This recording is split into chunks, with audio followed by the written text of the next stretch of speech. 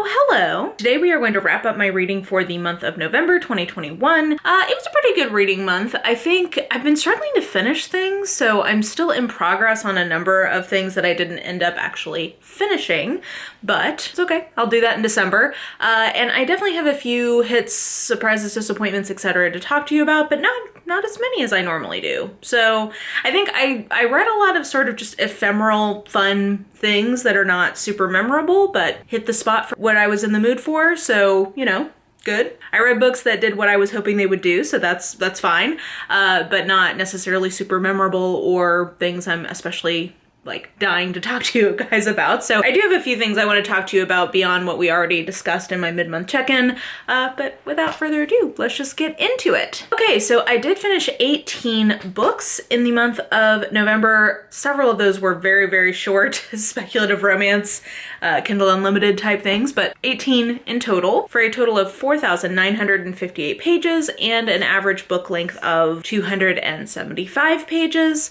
The average amount of time a book had been on my TBR was 6 months, and the average age of book was 4 years old. I paid for 22% of the books that I read, and the average cost of book was $2.78. Most of the books that I read I got from publishers, but then I also bunch from Kindle Unlimited, so those were kind of my two biggest categories. And in terms of genre, very heavily weighted towards speculative romance and mystery, which makes sense because I was sort of in a little bit of a comfort reading mode. Those are two of my go-to comfort reading genres, couple of fantasies, and one sci-fi. So not as varied in my reading as I normally am genre-wise. And then in terms of rating, my average rating was 3.3333333 stars. In terms of distribution, more heavily weighted towards 3 and 3.5 stars, which is like a B to a B plus kind of book. Oh, and actually I just realized I wasn't counting in my total one of my notable DNFs, which we will talk about. So also, I guess in the chart I will show you, I will go ahead and add a DNF into the mix. Anyway, I didn't count that in my 18 total books. I guess if I had, I would have read 19. Side note. So that covers overall stats. Sorry, got a call. Don't totally remember what I was talking about, but I think I was transitioning into talking about different challenges that I addressed in the month of November. So beyond things that we have already talked about in the mid-month check-in, there are 3 things I wanted to mention, which are 3 arcs that I read. So first, I did read A Flicker in the Dark by Stacey Willingham. This is an interesting one because it's not as splashy as I was expecting. So this is a thriller that is coming out in January, and it's been very buzzy, it's getting a big push. It's already had its movie rights purchased. So I was kind of expecting it to have, maybe I could have put this as a surprise, but I was kind of expecting it to have more of crazy plot twist or something really kind of unique about it. And honestly, what I think is unique or special about it is just the writing itself. Especially for a debut, it is very well written. I think the actual prose is very nice, but I don't know that it's a very innovative thriller. It's just it's a solid, really well done version of a thriller. And I do think people are really going to enjoy it. Basically, the setup is we are with our protagonist, who is a therapist who is using substances to cope with her anxiety. She's doing that illegally. She's planning her wedding, she's engaged. And really the reason she has so much anxiety stems from the fact that her father was a very notorious serial killer in her hometown in Louisiana. And he, is in jail, etc. for that. But now there's either a copycat killer serial killing people in the same way her dad did, or, did they get the wrong guy the first time? So that's a trope I really like. I just don't think that this was very surprising. I think pretty clear, pretty early on what was going on. So if that's what you value in a thriller, I think this one probably isn't going to be super exciting to you if you've read much in the genre. But I will say that I think the writing itself was really, really good. So to me, that made it kind of a little bit more special than it would be otherwise. But anyway, it does surprise me that this is getting so much adaptation buzz. But if you are interested in that trope combo, I think that this is a really solidly told version of that trope. Then I read Immortal Rising by Lindsay Sands. And this is, I think, the 34th book in the Argento Vampire series, which is one of my favorite vampire paranormal romance type series ever. Look, don't start with this book if you have not read the series, because it will not make very much sense to you, I feel like.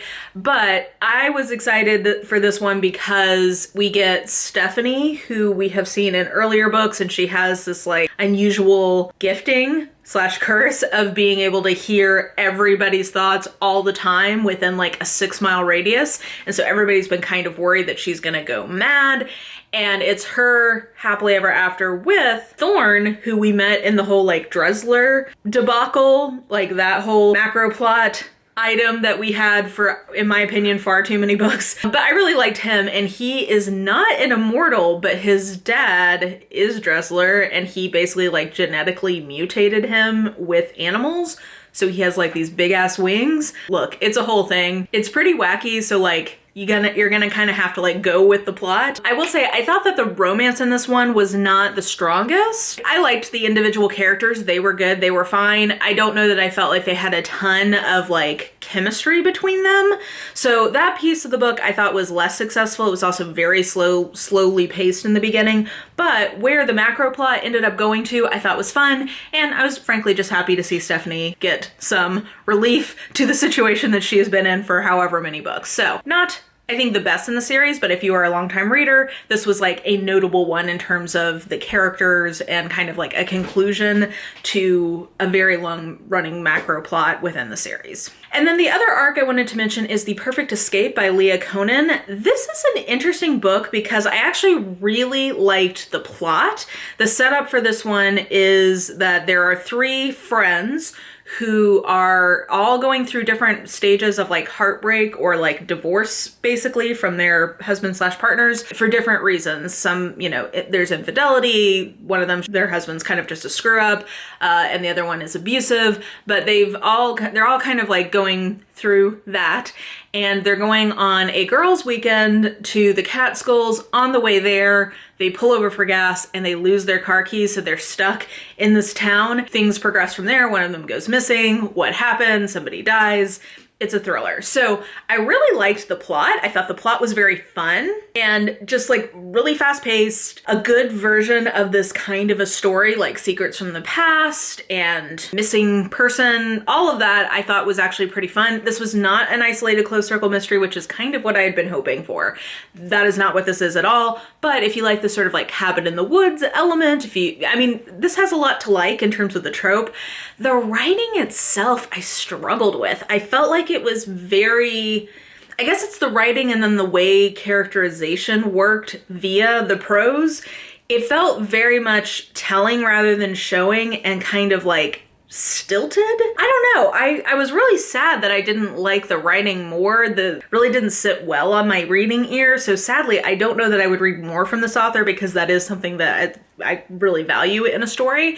But the plot itself is super fun. So if you're looking for a fun mystery thriller, this definitely fits the bill. Like, I would still recommend this to people, but for my personal prose taste, it wasn't my favorite.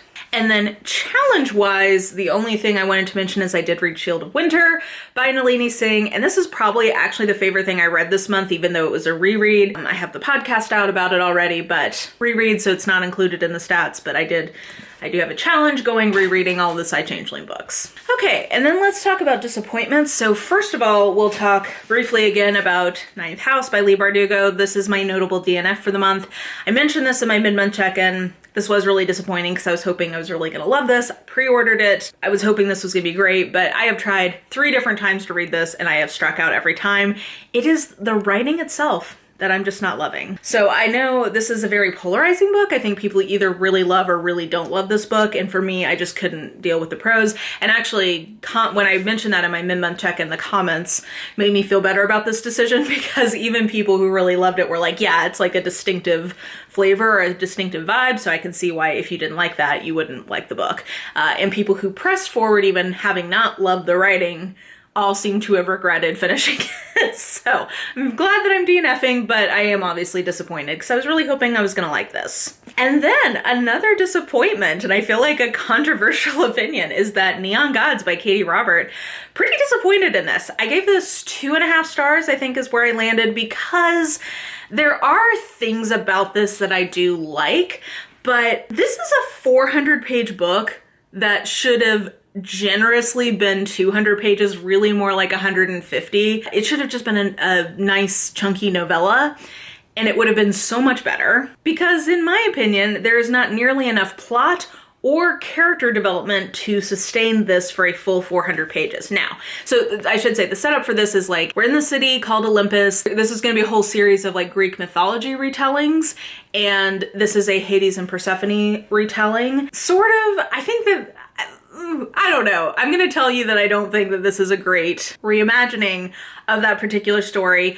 But I did like our individual characters. I liked Hades. I liked Persephone. I thought that it was an interesting idea that basically Persephone's mom is Demeter and she is wanting to marry her off to creeper, gross yucko Zeus in this. And I like that he's a creeper because if you are familiar with Greek mythology, he truly is. Like, that seems like an accurate characterization. So I liked the setup. I think it's a cool idea for the world. I thought that the actual like dynamic between the characters was pretty good. And the sex scenes, this is like very erotic. The steamy stuff gave what it was supposed to give. So like, I can see why people like that bit of this, but I really don't get why this is so hyped. I gotta be honest with you. I'm not gonna read any more in this series because I just felt like this was way too long. And I just felt like this was super overhyped. This is like on my most overhyped list for the year. I mean, again, if this had been half the length, I think I would have been into it, but nothing happens in this book until the last like 10%, in my opinion, or not much, I guess I should say, happens. But steamy scenes gave what they were supposed to give. So if that's what you're reading for, I guess I could see it. Yeah, this is a no-go for me.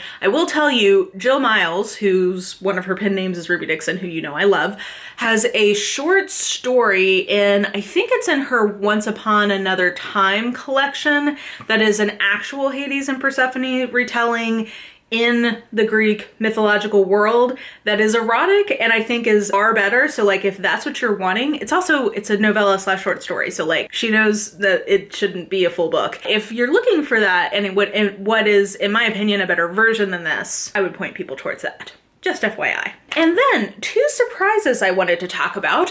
First of all, The Maid by Nita Prose. Now this one comes out at the beginning of January, and it is basically what I would describe as a cozy mystery that is not twee, which is usually my problem with contemporary cozy mysteries, but is very voicey, and I just really was into this.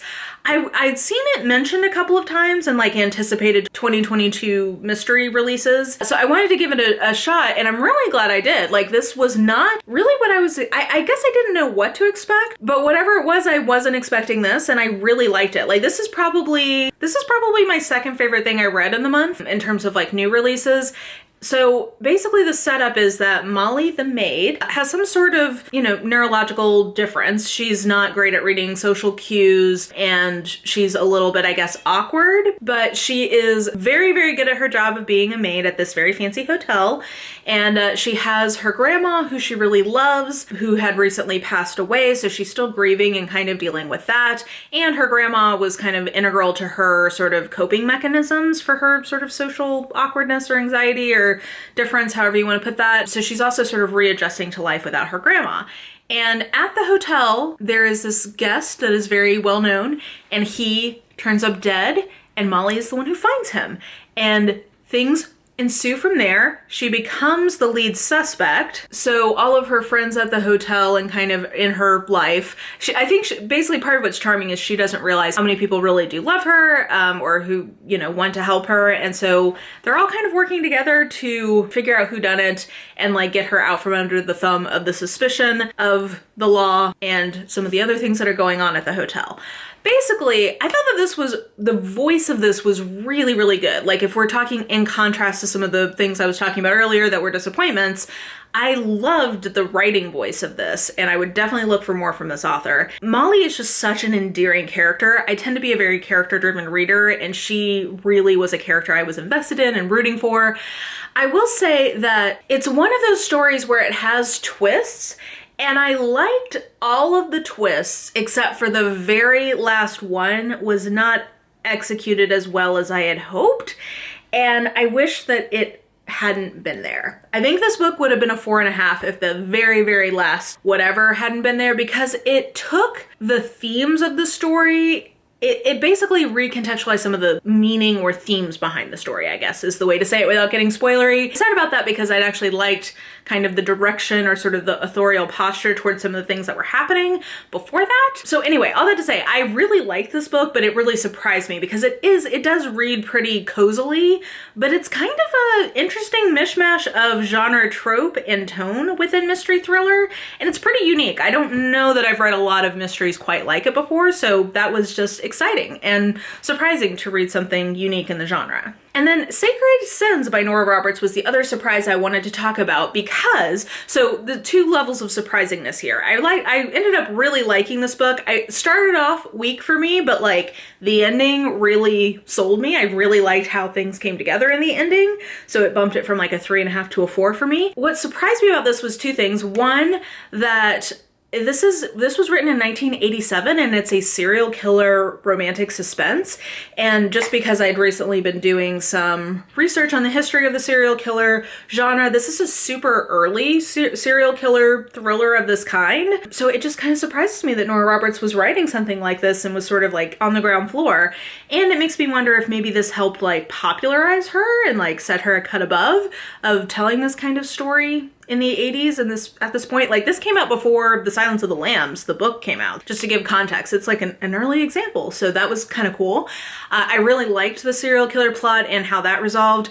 The other thing that surprised me is that I feel like that this is an early precursor to the Eve Rourke dynamic that we will see later on in her work in the In Death series. But it's like gender swapped, and the romance in this did not work that well for me because it's gender swapped in terms of sort of who's playing what kind of role. But I was really interested in seeing kind of like a it's interesting to me when I see in an author's work echoes of what you then see later kind of come more fully to fruition. And I felt like that's what I saw in this particular book, and that was exciting to me. So that one it surprised me a little bit. It wasn't quite what I was expecting from Lenora, but I was excited to get it. And then 3 hits that I want to talk about. So first, I will talk about Where the Drowned Girls Go by Shauna Maguire, which again is the 7th, I think, in a series, so it's kind of hard to get into too many specifics, but I feel like that this is a really strong entry in the series. I really liked thematically what this one was about, and these books tend to sort of be like issue books. They usually have sort of like a topic they're talking about, and one of the things that this talks about is fat phobia and discrimination against fat people, and I really liked the way that was handled. It had Cora as sort of our main character in this one, and I really like her, so I was excited to see that.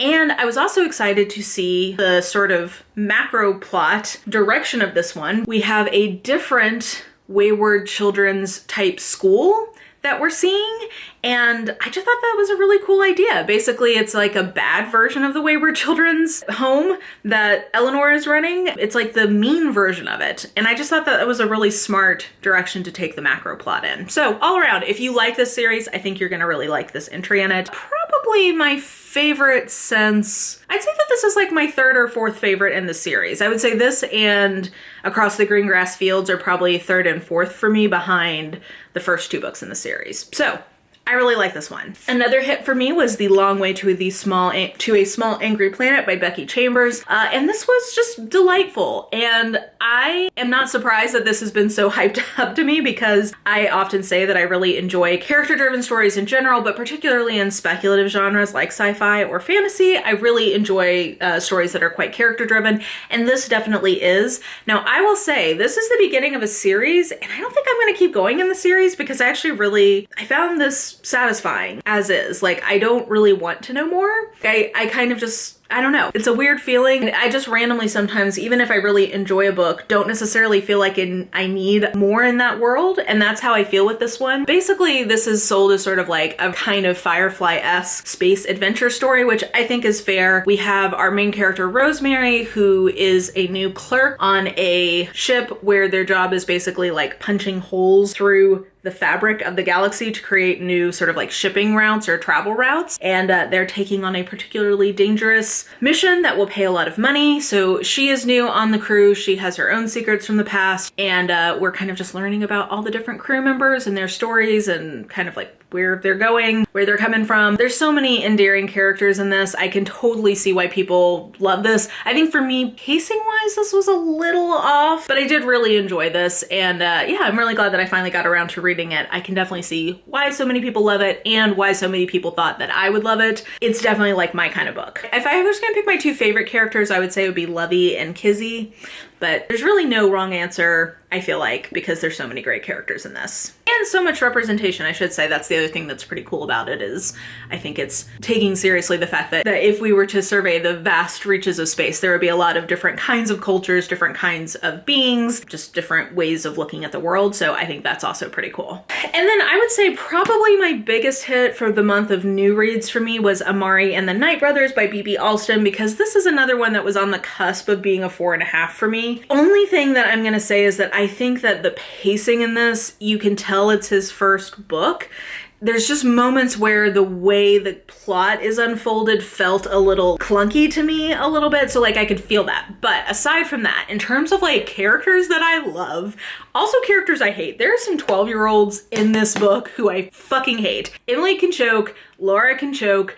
Some characters in here that I strongly dislike. And as a 34-year-old woman, that's a little weird that I dislike these 11 and 12-year-olds so much. But that being said, I totally see why this has been such a breakout hit this year. This got so much buzz, and this definitely lived up to the buzz for me. Basically, our setup is that our main character, Amari, her older brother went missing, and she's basically finding out that he went missing because he's like a secret agent in this like magical CIA type society, and she is getting an offer to be an apprentice basically in that society, and her real goal is she wants to find out what happened to her brother. I think the world building in this is super fun. I really liked the themes of this. This is actually a lot about class in a way that I thought was really age appropriate and digestible for a middle grade audience. Like, I really liked the way he incorporated those themes. Intellectually, this is something I really just enjoyed and admired, but also I just felt like emotionally he really hit the plot beats I wanted him to hit. I think the magic was pretty cool, or like the speculative elements were pretty cool.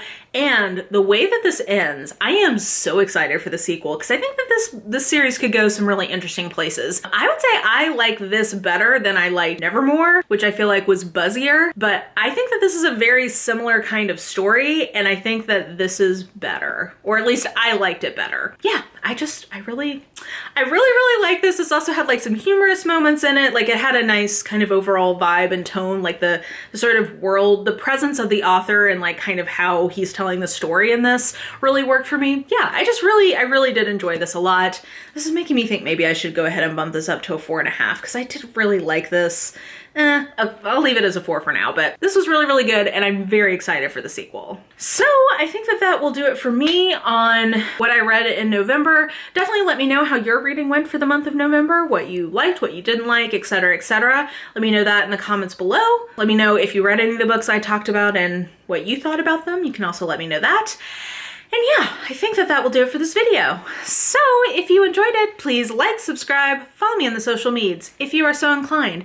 I have all that information listed in the description box below, and I think that will do it. I hope you're having an absolutely lovely day today, and I will just talk to you soon. Bye!